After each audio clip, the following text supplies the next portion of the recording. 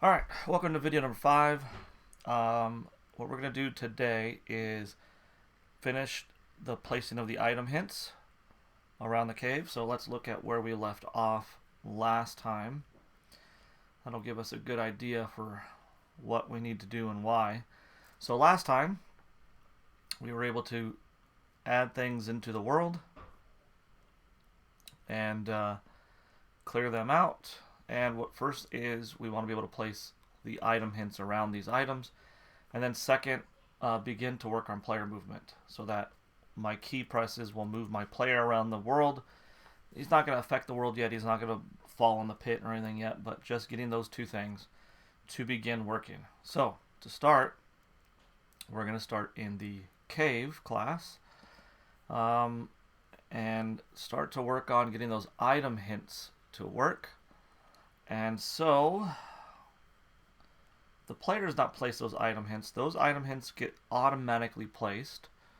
So anytime we place a pit, it should automatically place the wind around the pit.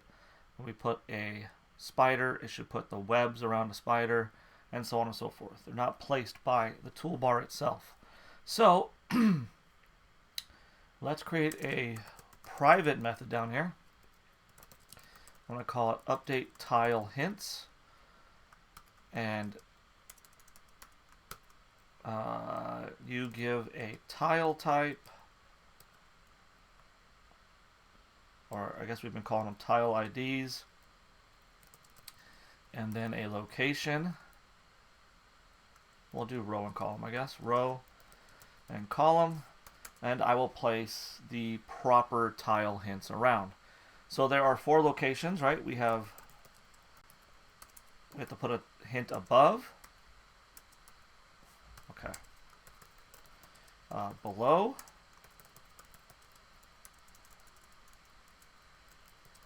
Left. And right. So we need to first grab these locations and see what locations there are. So this will be a new location. Above me is row -1 column. Below me is row +1 column. To the left of me is same row -1 in the column. And to the right of me is same row +1 in the column. Okay?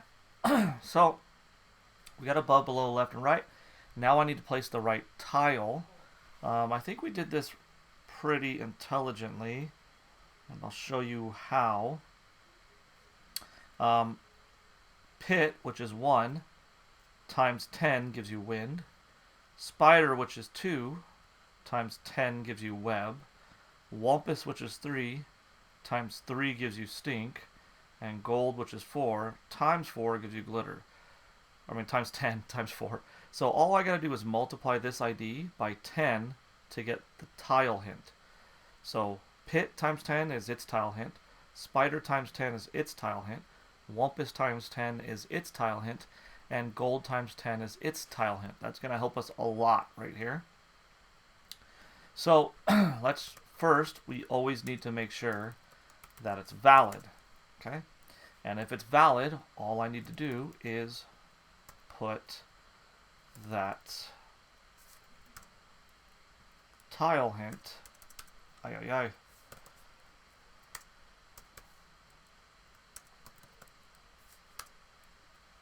to tile ID times 10, which will correlate to its hint. Okay, so let's go ahead and copy this and paste. I'll make it an else if.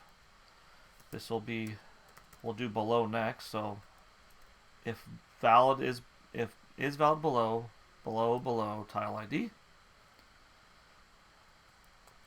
Copy this. We'll do left. If left is valid, left tile ID.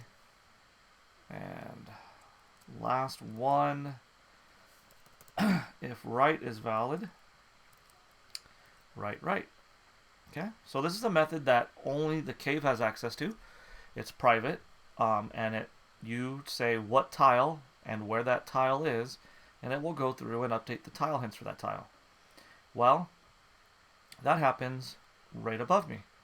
This is where the cave allows someone else to set the tile ID, and then it sets it right here. So all we got to do here is update tile hints, tile ID, and then the row column. So loc.getRow, loc.getColumn. All right. So anytime we set the tile, it comes to cave. If the location's valid, it sets the tile and then calls update tile hints, which will look above, below, left, and right.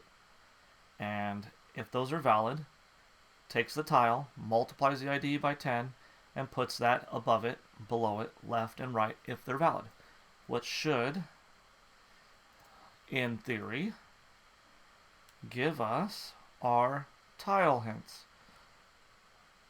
Perfecto. They are not working. Only the above is working. Why is that? Okay. Only the above is working. Is valid above. Oh. These should not be else ifs. We want to check and place in each of those locations. Okay. I'm 90% confident it'll work now. Haha. Yep. Yep. Cave. Yep. And then we try the corners. It should not air out on us. It should place things correctly. Now, one situation that will cause a problem is if I put gold here, it's going to erase the web and the stink, and this is just not a valid cave at this point. Okay? Everything has to stay away from everything else in order for it to be valid. Okay? So, looks like our tile hints are working. Excellent. So we got our tile hints working pretty easy in about 7 minutes. Player movement is not quite as easy as I would like. So let's get started on that. And I'm going to do that by creating a player class. So I'm going to right click up here, new Java class. And we'll call this class player. And we have a new player class. Right now, all we're doing on our end, concerning the player, is in main, in our main animation timer / loop, we're just drawing a player at 100, 100. He's got no location. He's not real. He's just an image, and that's it. So we need to kind of make him into an actual class that we can do some things with. So let's go ahead and pull that path over from cave. Here we go, this string path. We need the same path. I don't like how mine will not. Okay, whatever. Alright. And we'll pull that over. So it looks something like that. I'll zoom in a second. Oh, I should probably go back to this. Alright, so we have our path, and then we'll start listing some other things that we need to know about the player. For example, we need to know the location of the player. Okay? Sorry, these should be private. We have an image, and we should be pulling this image from Java FX Scene. Make sure you don't choose that top option, AWT. It's going to lead to a lot of problems. But if you did, you would just erase this and then redo it the correct way. Okay, player image. So we have path, log, player image. What else do we need? I'm looking at some other things, and I think that's kind of all we need, except he does need to know about the cave. Okay, I'll put a little note here. player needs access, direct access to the cave eventually, because he's supposed to walk through it and make decisions and to do that. Main can't have cave and player talking together, so player is just going to remember what cave they're in and they'll make that move. Okay, so let's create a constructor. Actually, the constructor is going to need the cave, so you pass the cave the player is going to be in, and that's it, right? Yep. So let's do this dot cave equals cave. Let's set the location to the bottom left location. We're 10 by 10, so the bottom left location is 9, 0. Right. Oh, let's pull that image in, right? So let's try. I need an input stream. File input stream. Input stream. And I have to initialize it, even if it is to null. Input stream equals new file input stream. Start path. Plus, now my path ended with what? Okay, McElroy. Plus images / guy.png.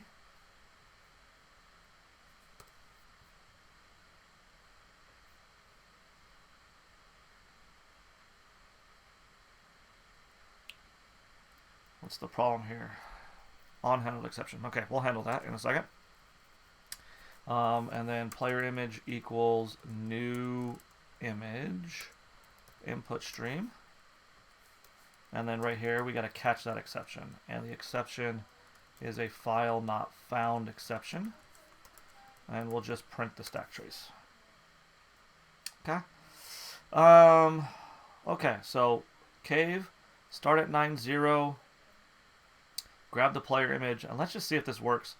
I'm really interested to see if this works, because if it can't find the file, the whole thing crashes. So let's go ahead and go to main. And let's go up top, and let's make a player. And pass in the cave. There we go. And let's see if we crash. And we don't crash. We don't crash, which is great. Okay. And then, so the next step, I think, is to get the player to draw themselves. So public void draw. You need a graphic context to draw yourself. Okay. So we are going to draw ourselves at a particular row and column. Maybe. Okay. So let's go ahead. gc.drawImage, player image. Now this is probably going to be wrong. Well, let's see what we get out of this. Loc.get column first. Column is X. Loc.get row second. Rows are Y's. Okay. We messed that up last time. I always mess that up. So let's go to main. And we're not going to do this anymore. Player.draw GC. And let's see. Not great. I drew him at 0, 9. So he's literally 0 pixels in the left x-axis and 9 pixels down on the y. And that is just plain dumb. So let's take this and multiply by what we know our tile size is. Okay, let's run that again. Alright, much better. Okay, much better. He's still a little off, and you know, we can probably guess while he's off. You can tell how much he's off. He's off by this much in that direction. So if I moved him over that much, and then same thing in the this much in that direction, right? So he's off by, I think, the X offset and the Y offset of the cave. So let's take this and just add cave.x offset and add cave.y offset and run again. And perfecto. He's in the perfect spot. And we can test this a little bit.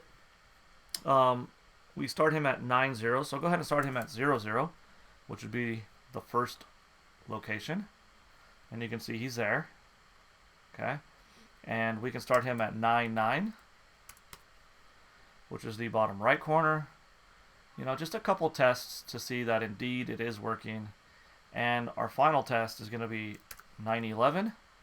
And you'll see that at this point, he doesn't care where he's at.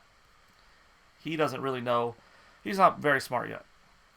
He's at location 911. 911 doesn't even exist, but that's where he is. Okay? But that's fine. So let's put him back to 0, 9 and work on getting him to move. But in order to get him to move, I need to read key presses. All right? And reading key presses is going to be very similar to reading mouse clicks and mouse movements and all that other stuff, okay?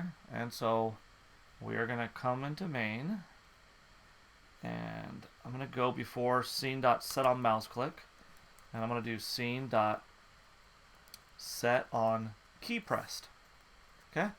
So set on key pressed, new event handler, and again, if you don't let this autocomplete right now, then you're going to have to type all that out, okay? So if that happens, just back up, new key pressed, new event handler, and then this time let it autocomplete, okay?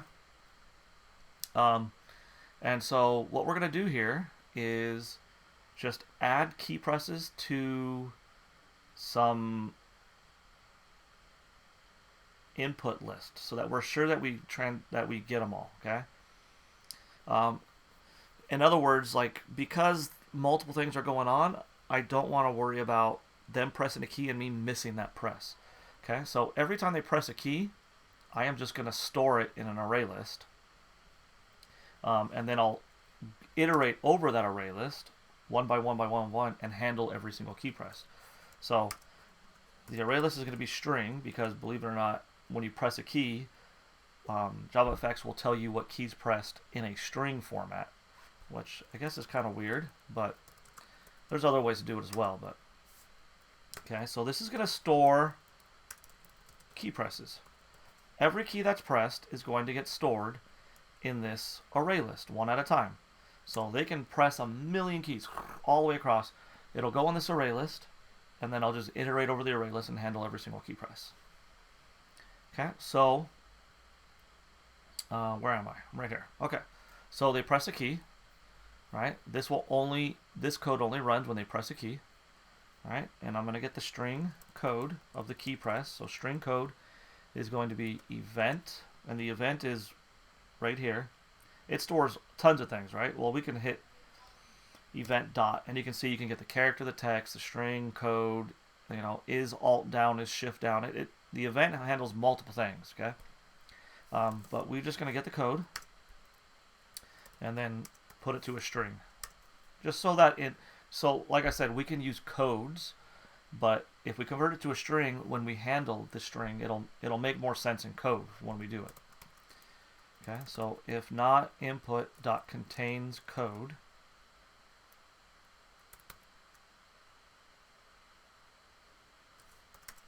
what's its problem? Needs to be declared final? Really? That's weird, because I'm looking at my code that I already did, and it's not final.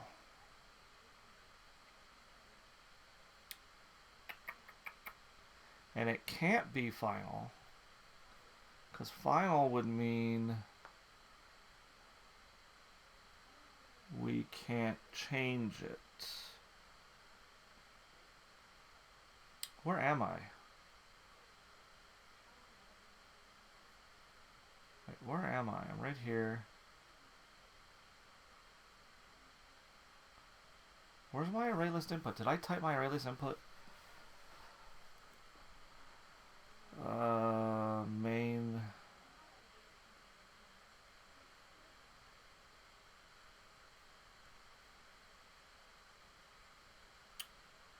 Okay, so I just typed it in start, and I think it just needs to be a field. There we go. Okay. So just make the array list input a field of the entire class, and that will handle that problem. And so if they press, up a million times, I'm only going to process one up. Okay, so this handles the fact that they can't spam things. And so they can press up again once I process the previous up. Okay, and so we just add it, input.add code. Okay, so, and then I think we need a semicolon here. There we go. Okay, so if they press a key, we grab the string, so it'll literally say like the G key, H, up, down. It'll say what key it was. If it's not currently in our array, we add it to our array. Okay, and then we just have to process that array. So let's create a method that's going to go through our array list and look at everything that's been entered. So public void, let's call it process input, and I'm just going to go through the array list that contains all key presses. So let's go through it.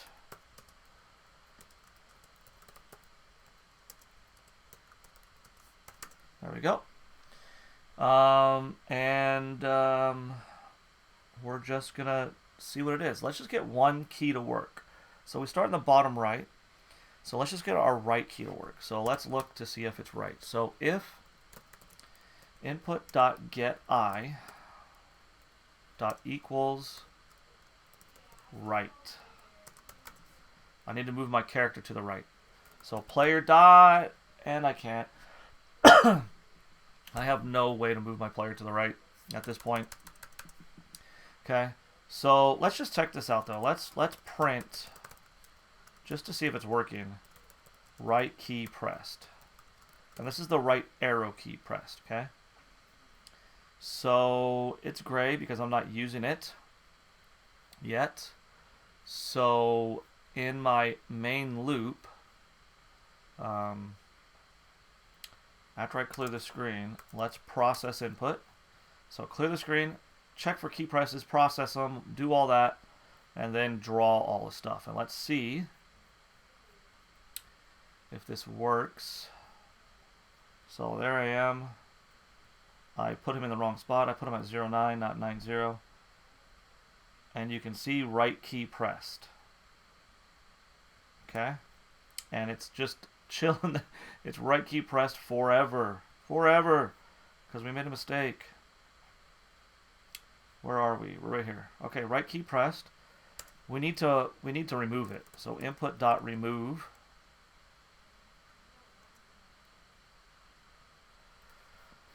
So let's remove that key press. And so we're at the ith location, right? So remove I, and then I minus minus. Decrement I anytime you delete something out of list, right? You should know that already. If you're going to delete something out of an array list and you're going to pull it out, you need to decrement I so that we continue searching the next spot correctly. So now let's try having pulled it out after I've processed it. So here we go. Right key pressed, right key pressed. Okay, and it's working correctly. So it's handling that key press. Let's go to player and fix this. It should be 90. Okay. All right, so now let's just write a piece of code that's going to actually move our character. Okay, so we're in player. And let's just write public void move right. And move right is very easy. Okay? Loc.set column. To move right, we go to the right in the column, or to the right, I don't know, on my camera.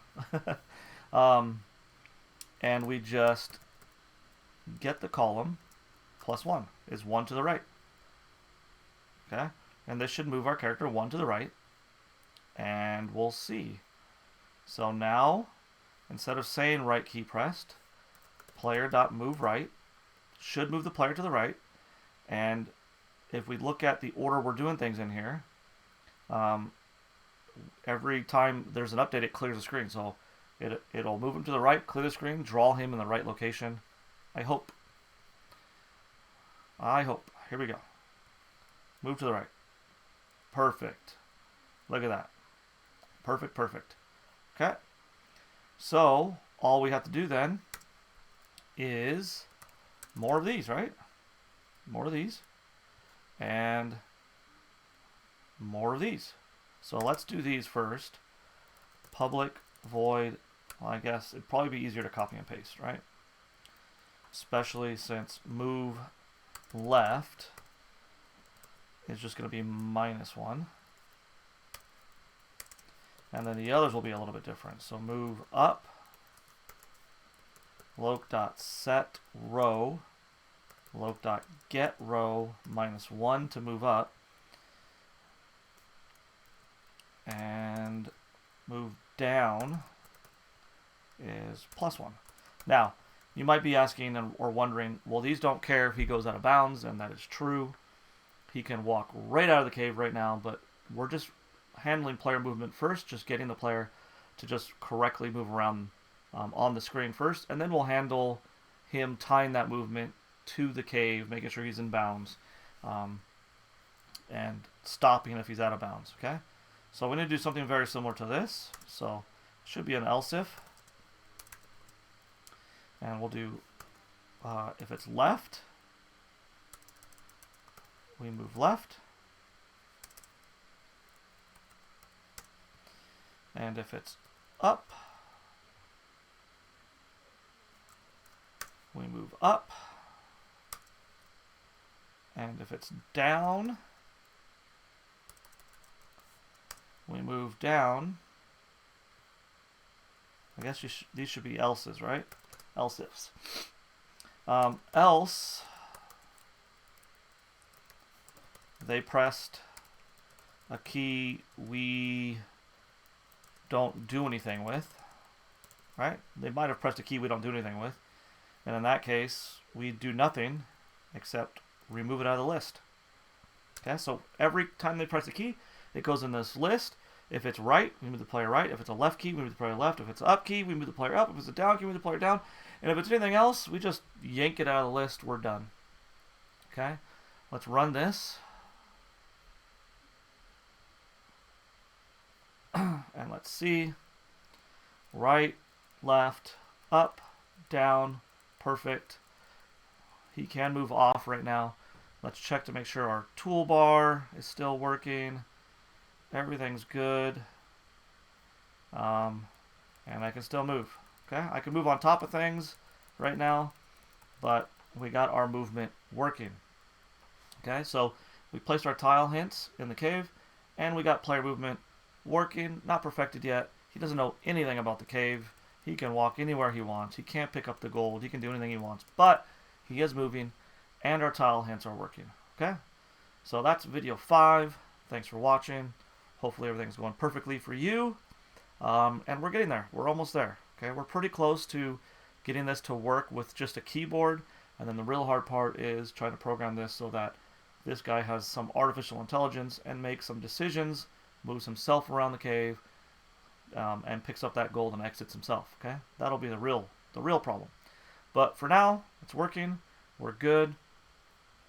Thanks for watching, and I'll see you in video 6. Thanks.